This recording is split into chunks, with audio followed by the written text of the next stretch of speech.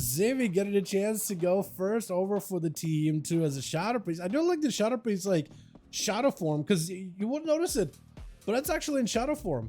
That's a priest in shadow form. He doesn't look like there's much of a shadow form, but if you see like there's slight shades here and there, that's it. I do like that version because you can actually see the mods that appreciate it. Fasco's gonna be first up. Immediate silence as Zivy popping up all the pets. Gonna be a Siphon, Inferno slamming down. It's gonna be full mind games, but I think the Warlock is just gonna be able to tank up, trying to see if he can slam big stuns into Zivy. It's a question: do you press the Spurs ready? You're taking big cannonballs back to back, able to heal up quite a bit. Void Torrent to fall in a way to interrupt it, but then there's gonna be a Darkblade joining in. As long as you can dodge the Darkblade, you might be okay. That is also portals opening up on you. Is gonna go for the disperse as he's expecting the heat to just keep all increasing. From Fascals, does hit him with a fear while a reflect is up, trying to see if he can hit him with a Shadow Crash.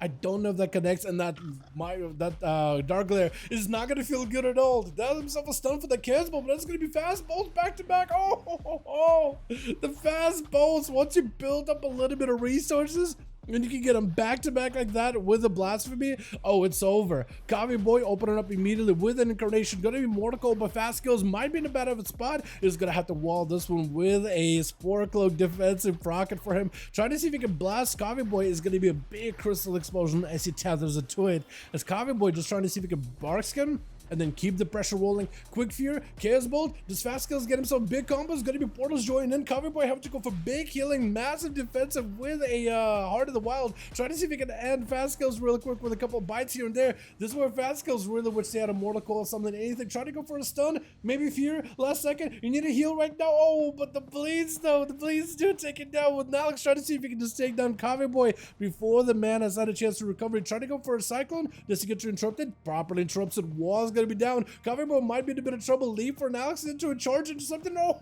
To the next skin right after. Does not want to let the Feral out of his sight.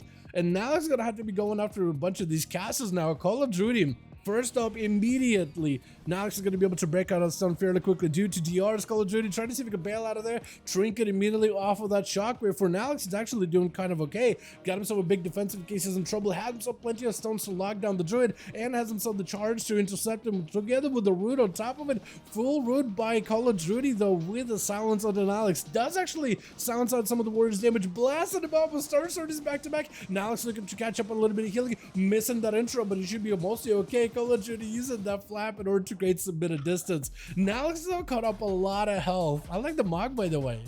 I really do like the Mog. The weapons too. I feel like the Mog and the weapons not really fitting because they're just from two different events, but they also kind of have like the same similar feel. I don't really know. Gonna be a stun Call of Duty. Not feeling that good. Not a lot of defenses left. Man has to go for Heart of the Wild. Does he have any survivability? He needs to go for some kind of CC onto Nalix. Roots, anything would help you. Because Nalix is just shredding right through a bash. Maybe that gives you a bit of a breather as Call of Duty trying to see if we can bail out of there. Nalix looking pretty good so far. Mog looks great. Health looks great. Cooldowns are coming back up little by little. Quick Disarm doesn't have to worry about it a little bit. Fear onto Call of Duty just to keep him control for a little bit. Defensive stance for a second. Definitely want to swap out from defensive stance into full offensive stance at some point whenever we go for big bursts. Judy trying to get himself out of this situation. Maybe has Incarnation by the looks of it. Quick charge by Nalix as he gets knocked back. Trying to see if he can stay ahead of the Druid as best as possible. Druid needed something, but a big slammer by Nalix just ends up juicing the guy entirely. With Jayhawk Wizard gonna be up next. We've seen Arcane Mages and Warriors pull off duels versus each other, but it's going to be Nalix trying to see if he can get aggressive with a Trinket. Going to be a freeze by Jayhawk. Not much you can really do in that situation. Might just want to go for defense, maybe a leap away. Reflect definitely going to need to be used. Stun onto Jayhawk really early. Does go for a blink. This is what Nalix is just going to try to stay as aggressive as possible. Big touch with magic slapped on him though with a missiles to follow. Does get himself one little reflect. But Touch of the Magic is going to do quite a bit of damage. Does go for a little bit of healing with a Warlock Hellstone from his team Warlock. As Jayhawk tried to see if he can get himself barrages around the corner. He just needs to get on top of Alex and maybe get some damage in. Breath to Follow needs to get himself a proper poly, and at some point he just might have to wait until he gets himself full big burst available. Trying to see if he can just wait this out with a Arcane Blast. Could be Alex just leaping right over it. Does not want to deal with any of the major CC whatsoever. Does have plenty of charges. It looks like he has himself plenty of mobility to counter and stay on top of Jayhawk as best as possible. The only question is, will he have the survivability?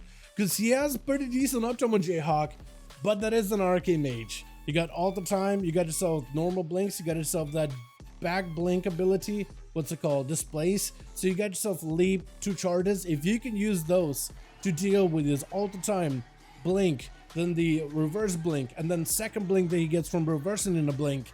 I mean, it's just a lot to deal with when it comes to a mage. Plus, whenever you close the gap, roots, breath. That's a lot of CC for you to deal with. As Jayhawk trying to see if he can go for big damage right now.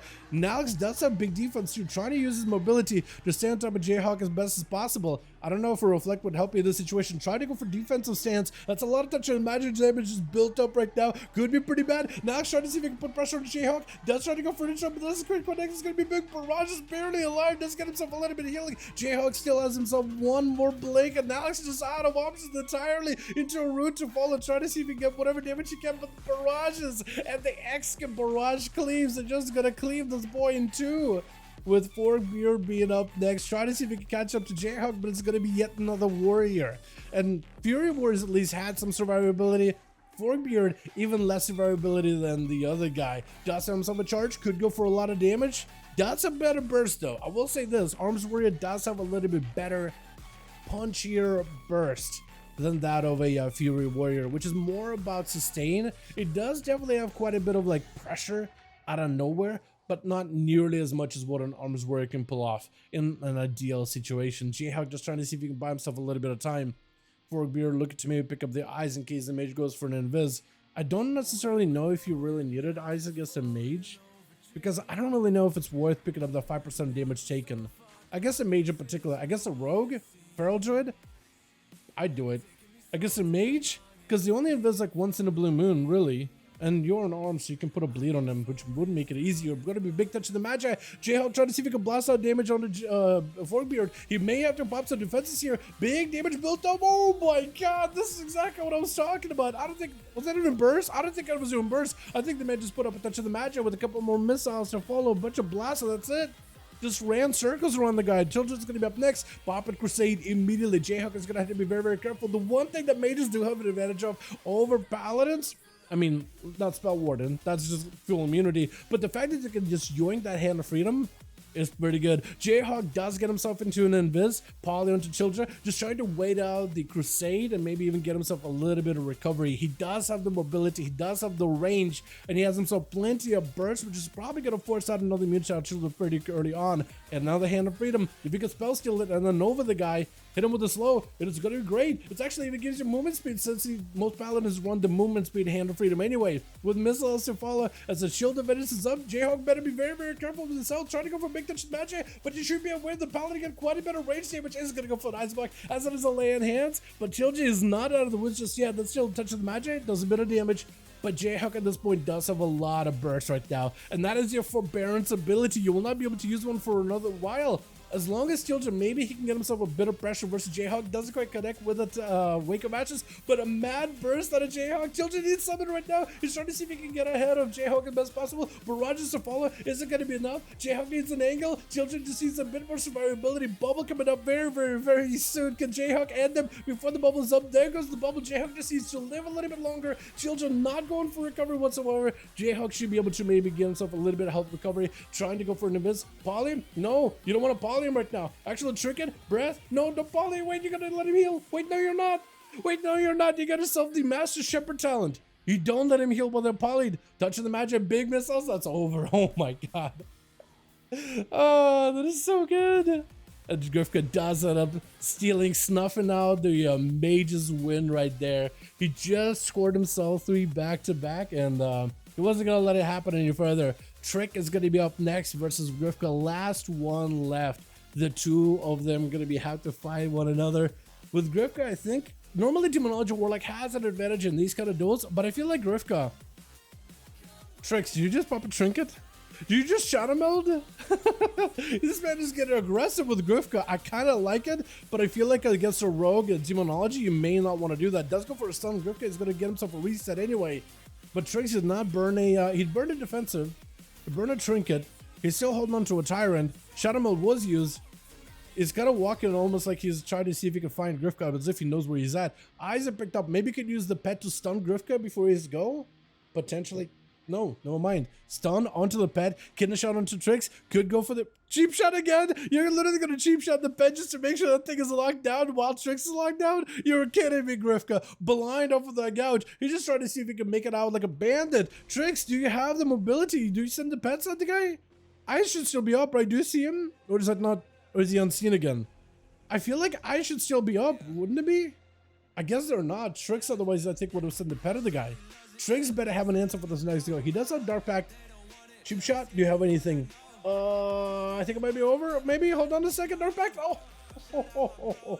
Dark Pact did come back up last second. I don't even know if that could have helped you at that point. My goodness. J-Hug does come in. Slamming 3 warriors. Oh, 3. 2 of them are warriors. 1 of them is a paladin. 3 melees, I guess. Yeah. Well done. Well done. Let's see if we got groups. And we'll get another going. Yeah.